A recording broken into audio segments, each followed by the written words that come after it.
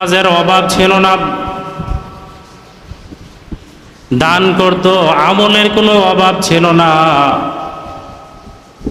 একটা জিনিসের অভাব ছিল, তা হলো পরের হক নষ্ট করেছে।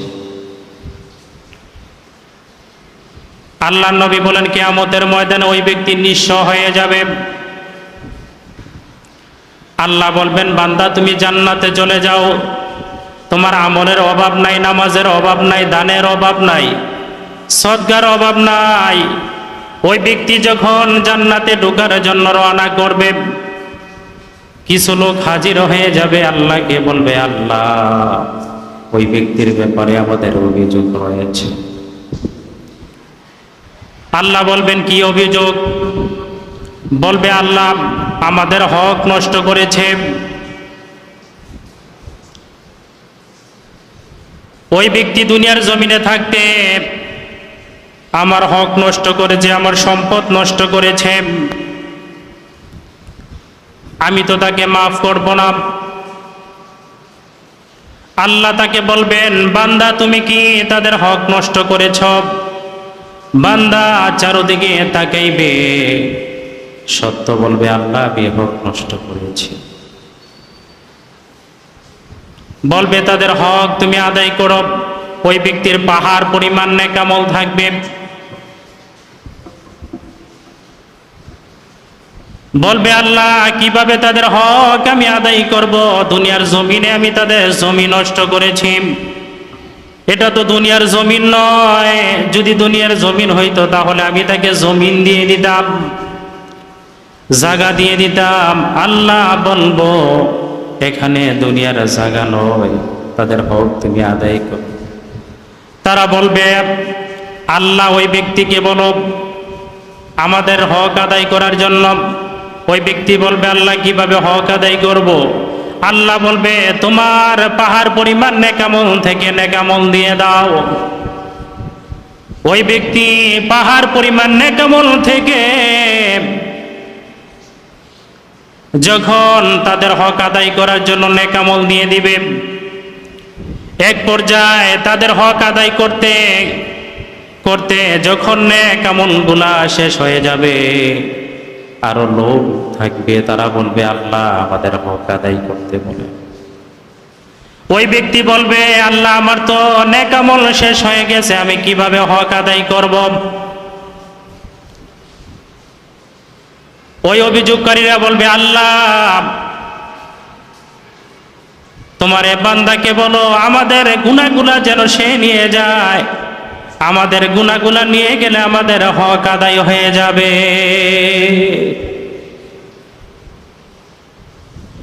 তাহলে পরের হক নষ্ট করা যাবে নাকি? কত হক নষ্ট করেছে দুনিয়ার জমিনে যারা জনগণের হক নষ্ট করেছে। কিয়ামতের ময়দানে জনগণ যখন দাঁড়িয়ে যাবে, বলবে আমাদের হক আদায় না করা পর্যন্ত তুমি জান্নাতে যেতে পারবা না। তখন জনগণের হক আদায় করে তুমি জান্নাতে যেতে হবে, না হয় তুমি জাহান্নামে যেতে হবে। ঠিক না ঠিক? তুমি কিভাবে বলো সে জান্নাতি? নিজেরই তো খবর নাই। ক্ষমতা পেয়ে তুমি অপব্যবহার করেছ।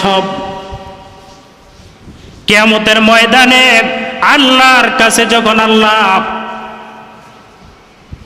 ন্যায় বিচার করবেন, যিনি কারো উপর বিচার করবেন না, ওয়া মাকারু ওয়া মাকারুল্লাহ ওয়াল্লাহু খায়রুল মাকিরিন।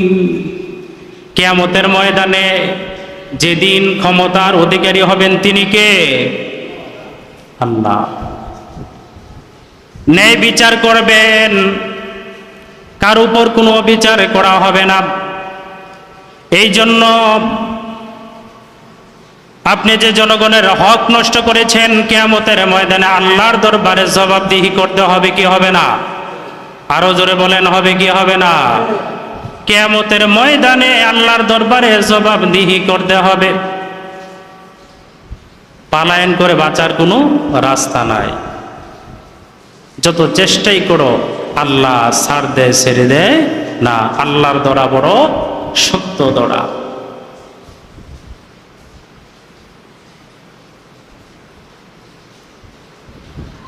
কত জুলুম করেছ, অন্যায় করেছ, বিচার করেছ। প্রতিটা মসজিদের মধ্যে ইমামরা হক কথা বলতে পারে নাই। হক কথা বলার জন্য যখন তারা হক কথা বলে চাইতো, তাদের মুখ গলার মধ্যে তালা মারা হতো। ঠিক না বেঠি? হক কথা বললে বিপদ আসতো, হক কথা বললে বিপদ। কত অত্যাচার তারা সহ্য করেছে। কিন্তু কোরআনের মধ্যে যে আল্লাহ ঘোষণা করেছেন হক কথা বলার জন্য, তুমি যদি পারো ওই কোরআন থেকে হক কথাগুলা তুমি সরাই দাও, পারবে? পারবে না। কোরআন এমন একটা কিতাব, যেই কিতাব মানুষকে সৎ পথ পরিচালিত করে ভালো পথে। যেই কোরআন মানুষকে অন্ধকার জগৎ থেকে আলোর দিকে নিয়ে যায়।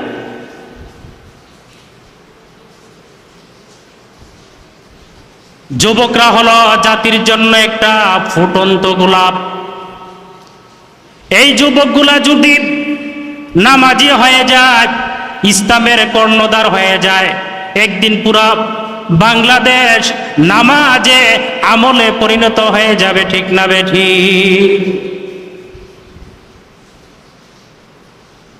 নামাজ পড়া দরকার।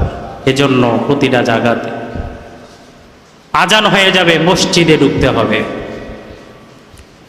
ইসলামের জন্য কষ্ট করতেই হবে। ইসলাম তো এমনি এমনিতে আসে না।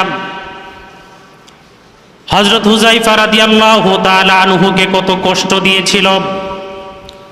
রোমের সম্রাট যখন তাকে বন্দী করেছিল, জেলখানার মধ্যে যখন বন্দী করা হয়েছিল, আমাদের বাংলাদেশের মতো এরকম জেলখানা নয়, যে জেলখানার মধ্যে খুব কষ্ট আর কষ্ট। হযরত হুযায়ফাকে বলা হয়েছিল ইসলাম ত্যাগ করার জন্য, ইসলাম ছেড়ে দেওয়ার জন্য। হযরত হুযায়ফা রাদিয়াল্লাহু তাআলা আনহু বলিষ্ঠ কণ্ঠে আল্লাহু আকবার ধ্বনি দিয়ে বললেন, জীবন দিয়ে দিব, ইসলাম থেকে এক পাও আমি দূরে সরব না। সুবহানাল্লাহ। হযরত হুযায়ফা রাদিয়াল্লাহু তাআলা আনহুকে যখন বন্দী করা হলো, কয়েকদিন যখন চলে গেল, খানার পিপাসায় কাতর হয়ে গেল, দুর্বল হয়ে গেল, তাকে খাবার দেওয়া হলো। যেই খাবার তাকে পরিবেশন করা হলো, ওই খাবারটা আমাদের জন্য হালাল নয়, হারাম। শুকরের গোশত যখন তার সামনে উপবেশন করা হলো, পানীয় জাতি মদ যখন তার সামনে উপস্থাপন করা হলো, বলল হুযায়ফা তোমাদের জন্য খাবারের ব্যবস্থা করা হলো। হযরত হুযায়ফা রাদিয়াল্লাহু তাআলা আনহু বললেন, এ রোমের সম্রাটের সৈন্যরা কি খাবার আমাদের জন্য এনেছো? বলল, বাদশাহ, রোমের সম্রাট বাদশাহ তোমাদের জন্য শুকরের গোশত দিয়েছে, মদ জাতীয় পানি দিয়েছে, এগুলা খাবারের জন্য। হযরত হুযায়ফা রাদিয়াল্লাহু তাআলা আনহু জবান দিয়ে বললেন, হে রোমের সম্রাটের সৈন্যরা, এই খাবার আমাদের জন্য হালাল না, কি হারাম? কি হারাম। হে সৈন্যরা, রোমের সম্রাটকে গিয়ে বলো আমি হুযায়ফা জীবন দিয়ে দিব, তারপরে শুকরের গোশত মদ জাতীয় পানি আমরা পান করব না। বাদশাহ ক্ষিপ্ত হয়ে গেলেন, বললেন একটা কাজ করো, একটা কড়াইয়া নিয়ে আসো, কড়াইয়ের মধ্যে তেল গরম করা হবে, এই তেলের মধ্যে তাকে ফালানো হবে, দেখবো সে ইসলাম কিভাবে রাখে। হুযায়ফা রাদিয়াল্লাহু তাআলা আনহুর সাথে মুসলমানেরা ছিল, একটা বালক ছেলে ছিল। ওই বালক ছেলে হযরত হুযায়ফা রাদিয়াল্লাহু তাআলা আনহুর সাথে ছিল। বলল, তেলের মধ্যে তোমাদেরকে এখন ফালানো হবে। বলল, কাকে ফালানো যায়? সবাই বলল, আমাদের সবাইকে তেলের মধ্যে ফালাই দেন, আমরা ইসলামের জন্য জীবন দিয়ে শহীদ হতে চাই। রোমের সম্রাট বলল, ওই যে যুবক ছেলে, ওই বালকটাকে নিয়ে আসো, তাকে এই উত্তপ্ত এই গরম তেলের মধ্যে তাকে ফালানো হবে। ওই বালক ছেলেটাকে যখন আনা হলো, ওই বালক ছেলে নজর করে দেখে তেলের মধ্যে এটা দুনিয়ার কোনো তেল নয়, দুনিয়ার কোনো তেল নয়।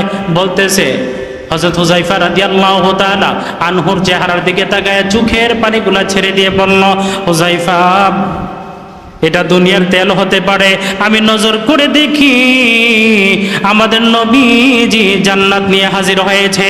সুবহানাল্লাহ বলে ইসলামের জন্য জীবন দিয়ে প্রমাণ করে গেছে ইসলাম এত দামি, ঈমান এত দামি। এই জন্য দেখেন হাজারো যুবক বুকের মধ্যে গুলি নিয়েছে, তারপর প্রমাণ করেছে দেশ স্বাধীন করে, ঠিক না বেঠিক? নিজের বুকের মধ্য থেকে তাজা রক্ত বের করে দিয়েছে, প্রমাণ করে দিয়ে গেছে। এই ইসলামের জন্য সাহাবীরা জীবন দিয়েছে, তারপর ইসলামকে বিক্রি করতে দেয় নাই, ইসলাম থেকে দূরে সরে নাই, বলছে জীবনের তাজা রক্ত দিয়ে দিব, তারপরও বাতিলের সাথে কোনোদিন আপোষ করা যাবে না, ধ্বংস করা যাবে না ইসলামকে, ঠিক না বেঠিক বলেন? আজকে যে বুরকা নিয়ে তুমি অবহেলা করেছ, যে বুরকা পরে মেয়েদেরকে কলেজে ঢুকতে দেওয়া হয় না, স্নান করে পলায়ন করো, তুমি বাঁচতে পারবে না, ঠিক না বেঠিক বলেন মুসলমান? এই বুরকা দেওয়া হয়েছিল, এই বুরকা পরিধান করে যদি মেয়েরা স্কুলে যায়, কলেজে যায়, তাহলে লাঞ্ছিত, অপমানিত, ইফতিজিং থেকে রক্ষা পাবে, ঠিক না বেঠিক বলেন? কিন্তু সেটাই আজকে তুলে দেওয়া হয়েছিল।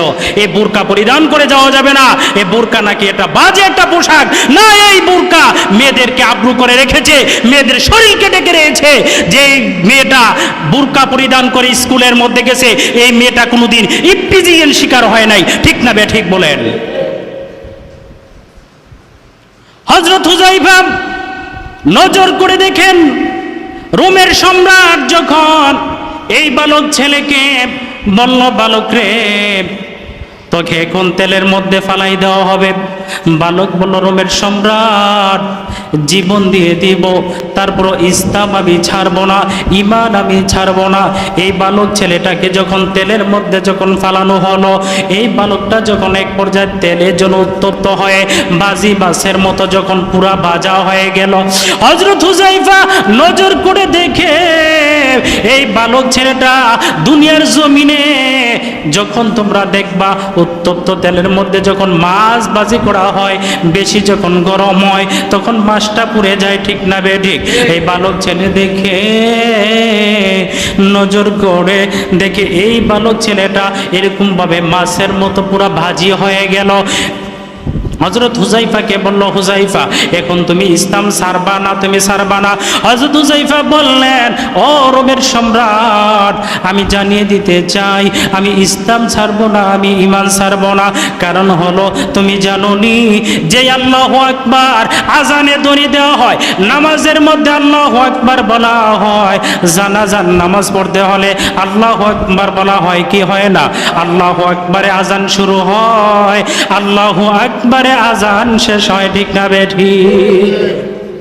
আল্লাহ সবচেয়ে বড়, আল্লাহর চাইতে বড় কেউ হতে পারে না, ঠিক না বেঠিক বলেন? আল্লাহর চাইতে বড় কেউ নাই, একমাত্র আল্লাহর ইবাদত করব। আল্লাহ কোরআনের মধ্যে বলেন, ইয়া আইয়ুহান নাসু উবুদু রাব্বাকুমুল্লাযী খালাকাকুম ওয়াল্লাযীনা মিন ক্বাবলিকুম লাআল্লাকুম তাত্তাকুন। আমরা একমাত্র ইবাদত করব কার? আরো জোরে বলেন কার? হযরত হুযায়ফা রোমের সম্রাট যতই বুঝায়, হযরত হুযায়ফা রোমের সম্রাটকে বললেন, বাদশারে, এটা সম্ভব নয়, আমি ইসলাম ছাড়ব না, তুমি যদি আমাকে মেরেও ফেলো এটা আমার পক্ষে সম্ভব নয়। রোমের সম্রাট চিন্তা করলেন, এখন তোমাকে তেলের মধ্যে ফালানো হবে। রোমের সম্রাটের সাথে যে মুসলমানগুলা ছিল তারা বলল, আমাদেরকেও ফালাই দেন, আমরা একসাথে আমি মরতে চাই। বাদশা নজর করে দেখেন হযরত হুযায়ফার চোখ দিয়ে জোর করে পানি পড়ে। রোমের সম্রাট বলে, হুযায়ফা, তুমি কেন কান্দো? হুযায়ফা বললেন, রোমের বাদশা রে, ও রোমের সম্রাট, আমি আল্লাহর কাছে বলি, আল্লাহ আমাকে একটা জীবন দিয়েছে, যদি এমন 100টা জীবন দান করত, তাহলে আমি হুযায়ফা 100টা জীবন ইসলামের জন্য দান করে শহীদ হয়ে জান্নাতে যেতাম। সুবহানাল্লাহ বলি। রোমের সম্রাট চিন্তা করল, নজর করে দেখল তাদের ঈমান দুর্বল নয়, মুসলমান মৃত্যুকে ভয় পায় না। ইন্নী আখাফুল্লাহ, তাদের ভয়, তাদের অন্তরে কার ভয়? আরো জোরে বলেন, কার ভয়? মুসলমান তো কাউকে ভয় করে না, একমাত্র আল্লাহকে ভয় করে। মুসলমান কোনোদিন একজন মুসলমান আরেকজন মুসলমানকে অন্যায়ভাবে মারতে পারে না, ঠিক না বে ঠিক? মায়া দয়া, হায় হায়, কি দেশের মধ্যে বসবাস! ন্যায় বিচার না, ইনসাফ উঠে গেছে, এটাই তো কিয়ামতের বড় আলামত। যে ন্যায় বিচার আল্লাহর নবী প্রতিষ্ঠিত করে গিয়েছেন, ইনসাফ করেছেন মানুষের উপরে। এখন আমাদের ইনসাফ, আমরা যত বেজাল দিতে পারি, যত কম দিতে পারি, যত ধোঁকা দিতে পারি মুসলমানকে, একজন আরেকজনকে, ততই আমাদের জন্য ভালো। আপনি মুসলমানকে ধোঁকা দেন না, আপনি নিজে ধোঁকা মধ্যে পড়ে গেলেন। দুনিয়ার জমিনে ধোঁকা দিতে পারবেন, আখিরাতে কেউ কাউকে ধোঁকা দেওয়ার সময় থাকবে? পারবেন? ক্ষমতা থাকবে? চলবে না, সব অচল হয়ে যাবে।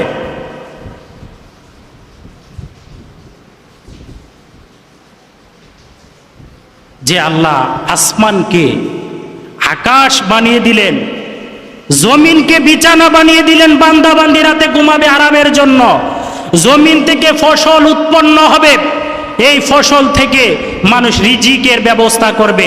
আপনি দেখেন, যখন কৃষকরা যখন ধান ক্ষেত করে, যখন ধান এসে যায়, বৃষ্টি যখন না হয়, সকলে মিলে কাকুতি মিনতি করে, আল্লাহ তোমার রহমতের বৃষ্টি তুমি জমিনের মধ্যে দাও, না হয় ফসল ভালো হবে না। তাহলে রহমতের বৃষ্টির প্রয়োজন আছে বিদায় আল্লাহ সূরাতুল বাকারার মধ্যে বলেন, আল্লাহ জি জাআলা লাকুমুল আরদা ফিরাশাও ওয়াস সামাআ বিনাআ ওয়া আনজালা মিনাস সামাই মাআন ফাআখরাজা বিহি মিনাস সামারাতি রিজকান লাকুম ফালা তাজআলু লিল্লাহি আনদাদা ওয়া আনতুম তা'লামুন। হে জগতের মানুষ, তোমরা জানিয়ে থাকো, জানিয়ে রাখো, আমি আসমানকে আকাশ সমতুল্য করে দিয়েছি, আকাশ বানিয়ে দিয়েছি, জমিনকে বিছানা বানিয়ে দিয়েছি তোমাদের আরামের জন্য, জমিনকে বিছানা বানিয়ে দিয়েছি, তোমরা তার মধ্যে চাষ করে ফল ফুল তোমরা জমি জমা করে চাষ করবা, ঠিক না বে ঠিক? বলে তুমি যখন দুনিয়াতে আসবা, তোমার কি প্রয়োজন আল্লাহ সব কিছু ব্যবস্থা করে রেখেছেন, কিন্তু তুমি দুনিয়ার জমিনে আসার পরে তুমি কি করলা? নিজের জ্ঞান বুদ্ধি দিয়ে দাম্ভিকপূর্ণ জীবন গঠন করে তুমি আল্লাহর ইবাদত থেকে দূরে সরে গিয়েছ। অহংকারী ভাব নিয়ে তুমি মনে করো তোমার কি একটু বড় হয় না, তোমার মরতে হবে, মরার পরে আল্লাহর দরবারে হিসাব দিতে হবে, ঠিক না বে ঠিক? বলে বাঁচতে পারবে? বাঁচতে পারবে? যারা মরে গেছে তাদের কি হিসাব দিতে হবে না? হাজার হাজার বছর পরে, হাজার হাজার বছর কেটে গেল, কিয়ামতের ময়দানে উঠবে, আল্লাহ জিজ্ঞাসা করবেন, হিসাব দিতে হবে। হিসাব দেওয়ার পরে আপনি যদি আপনার ভাগ্যে যদি আপনি জান্নাত কামাই করেন, জান্নাতে যাবেন, না হয় আপনি জাহান্নামে যাবেন। এটা আপনার আমলের উপর নির্ভর করবে, আপনার সার্টিফিকেট অনুযায়ী কাজ করবে। আপনার যদি রেজাল্টে যদি আসে আপনি জান্নাতে যাবেন, রেজাল্টে যদি আসে আপনার জাহান্নাম, তাহলে জাহান্নামে যেতে হবে, ঠিক না বে ঠিক? বলেন। বলতেছিলাম, রোমের সম্রাট যখন দেখলো হযরত হুযায়ফা রাদিয়াল্লাহু তাআলা আনহু ইসলাম থেকে দূরে সরবে না, তিনি নজর করে দেখলেন মুসলমানের ভিতরে তো দুনিয়ার মানুষের কোনো ভয় নাই, তাদের অন্তরে তো একমাত্র আল্লাহর ভয়, তারা আল্লাহর জন্য জীবন দিবে, তারপর তারা ঈমান ইসলাম বিক্রি করবে না, ঠিক না বে ঠিক? এই ইসলামের জন্য কত কষ্ট করতে হয়েছে।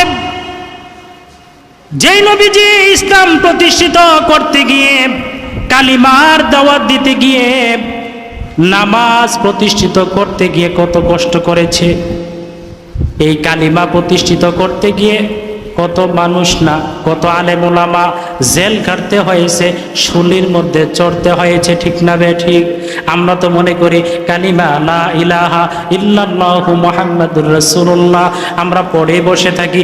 এর অর্থ যদি কোনো মানুষ বুঝে তাহলে কোনোদিন অন্যায় কাজ করবে না। আল্লাহ ছাড়া কোনো মাবুদ নাই। যেই ব্যক্তির ভিতরে এই ভয়টুকু থাকবে সেই ব্যক্তি কোনোদিন নামাজ ছাড়বে না, অন্যায় কাজ করবে না, মানুষকে ধোঁকা দিবে না, বেইনসাফি করবে না, ক্ষমতার অপব্যবহার করবে না, ঠিক না বে ঠিক বলেন? এই জন্য এই কালিমার অর্থ বুঝতে হবে। সূরাতুল ফাতিহা নামাজের মধ্যে পড়ে এই সূরাতুল ফাতিহার তরজমা আমি বুঝতে হবে। যে সূরাটা আমি পড়ি, মানুষ যদি কোরআন নিয়ে গবেষণা করে, এই কোরআন অনুযায়ী যদি জীবনটা চালায়, রাষ্ট্র যদি চালায়, তাহলে এই রাষ্ট্র হয়ে যাবে সুন্দর, সোনার যুবক ছেলেরা হয়ে যাবে, স্বর্ণে পরিণত হয়ে যাবে, তারা ভালো মানুষে পরিণত হয়ে যাবে। এই যুবক কোনোদিন নষ্ট হবে না কোরআন অনুযায়ী যদি জীবনটা সাজানো হয়, ঠিক না বে ঠিক বলেন? কোরআন অনুযায়ী রাষ্ট্র পরিচালনা করলে কোনো মানুষ অভাবে মরবে না, কোনো মানুষ কষ্ট পাবে না, কোনো মানুষ অনাহারে থাকবে না, রাতে মানুষ ঘুমাবে আরামে, ঠিক না বে ঠিক বলেন? এখন মানুষ ঘুমায় আতঙ্ক নিয়া, কোন সময় যেন আমার উপর হামলা হয়ে যায়, মামলা হয়ে যায়, ঘুম হয় না।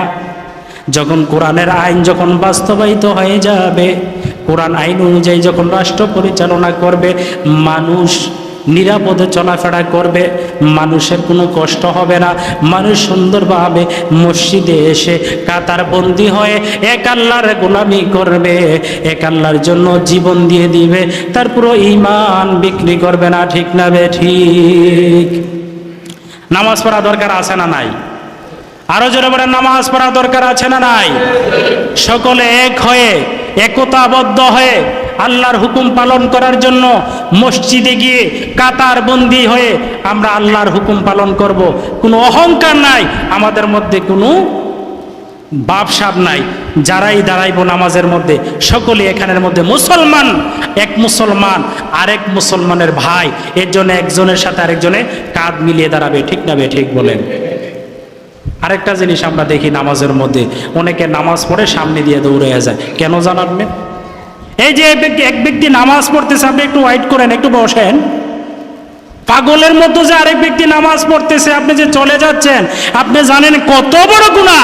যদি মানুষ জানতো, হাদিসের মধ্যে আসছে, সে 1 বছর নয়, 2 বছর নয়, 40 বছর দাঁড়ায় থাকতো, তারপর নামাজি ব্যক্তির সামনে দেওয়া যাইতো না, আর দৌড়ে দৌড়ে জায়গা কিও, ঠিক নেই কথা না? ঠিক না?